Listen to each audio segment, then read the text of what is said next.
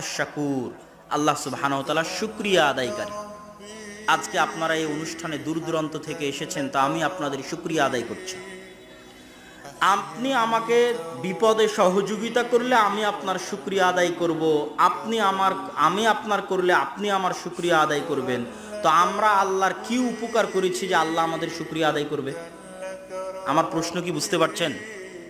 আল্লাহ যে তার নাম বললেন যে আল্লাহ হচ্ছেন শাকুর, শুকরিয়া আদায়কারী, তো আমরা আল্লাহর কি উপকার করলাম আর আমাদের কি উপকার করার সামর্থ্য আছে যে আল্লাহ আমাদের শুকরিয়া আদায় করবেন? নাই।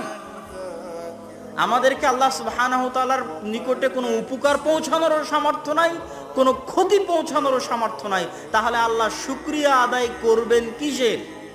আল্লাহ শুকরিয়া আদায় করবেন আমরা দুনিয়াতে থাকা আল্লাহর বান্দাদের যে সহযোগিতা করব ওটার। কথা মনে হয় বুঝতে পারেননি।